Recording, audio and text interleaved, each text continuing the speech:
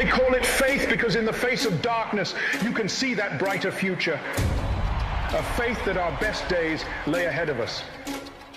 But is it worth the fight? Do I have the courage? Is it worth the sacrifice? America has been worth it every single time.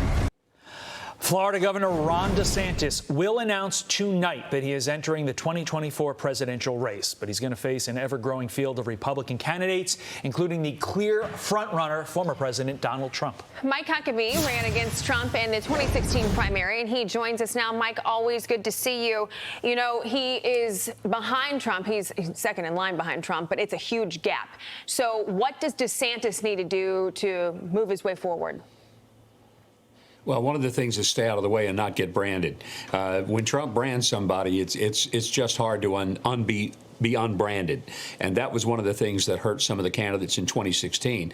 I'm sitting here today because I didn't win, but I wasn't stupid enough to go after Donald Trump and to try to take him on and call him names and enter into a spitting war with him, because it just doesn't end well. And so, I think DeSantis has to run his own race. He's got a crowded field. He has to show that he's the alternative to Donald Trump. But he's got an uphill climb. And I think the more that we see that is just a target on Donald Trump's back, the harder it gets, because people are so angry that Donald Trump has been treated differently than any person who ever ran for president, and certainly any person who ever was president. Who do you think makes it out? Is it going to be Trump, or is DeSantis going to somehow overcome, to Ashley's point, what looks like a completely insurmountable gap at this point? Well, if I had to say today, I'd say Trump comes out, because his lead is just really stunning. And in addition to that, the supporters for Trump are solid. These are not people who say, well, I'm kind of thinking leaning maybe Trump. These are people who are absolutely devoted, committed to voting for Donald Trump. And I don't see that among the rest of the field. I think there's still an opportunity for someone to be the alternative, but it hadn't emerged yet. No, and we have plenty of time to find that out. But a lot of people are saying that DeSantis may have waited too long. We'll see what happens. But we do have to get to this. The IRS commissioner is now denying allegations that he retaliated against whistleblowers in his ranks, saying, quote, the IRS whistleblower you referenced alleged that the change in their work assignment came at the direction of the Department of Justice as a general matter and not in reference to any specific case. I believe it is important to emphasize that in any matter involving federal judicial proceedings, the IRS follows the direction of the Justice Department. I don't know what's more concerning, that these allegations are even there, or now they're putting the blame on the DOJ. I think this is far worse. I'm going to just say, let's trust Danny Werfel for a moment. Let's say what he said is exactly right, that they pulled off that investigation because they were told to by the DOJ. That, frankly, is far more alarming than that the IRS themselves decided, meh, let's just don't even look at this stuff with Hunter Biden.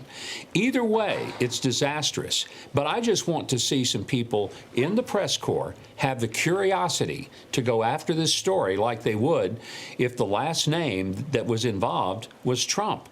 And we haven't seen it yet. I'd sure love to see it happen. Yeah, and that's the key point, right? This is all in relation to whistleblowers who are whistleblowing on the Hunter Biden tax investigation, which by all accounts looks like it's a pretty open and shut case. The former IRS employee claiming I was removed this week from a highly sensitive case after nearly 5 years of work. That's another question. Why is it taking 5 years? I was not afforded the opportunity of a phone call directly from my special agent, even though this had been my investigation since the start. That in and of itself is extremely concerning. But before we let you go, want to get your thoughts on our climate czar. Boy, we love him.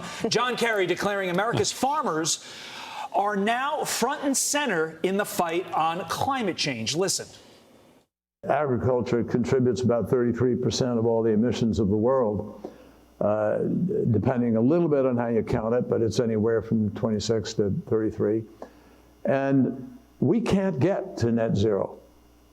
We don't get this job done unless agriculture is front and center as part of the solution.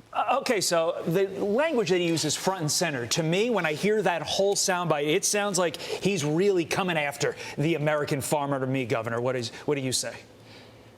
Yeah, what a stupid thing to do. The people that put not only the most ample, but the safest food supply that has ever existed in humankind on our tables and feeds us and the rest of the world. John Kerry wants to attack them. Why didn't he just park his jet and shut up? We don't want to hear from him anymore. He's a hypocrite. He's honestly totally out of touch with reality. And I stick with the American farmers every day of the week and twice on Sunday. Thank God we have them, and let's keep them in business and put John Kerry out of business. America and the world would be better off. Oh, Mike, he's never going to park that jet. No matter what he says, he's going to keep flying that jet. He's part of those people that think his food comes from the store, not realizing the food comes from an American farm. Mike Huckabee, thank you, sir. Thank you. Great stuff. I'm Steve Ducey. I'm Brian Kilmeade. And I'm Ainsley Earhart. And click here to subscribe to the Fox News YouTube page to catch our hottest interviews and most compelling analysis.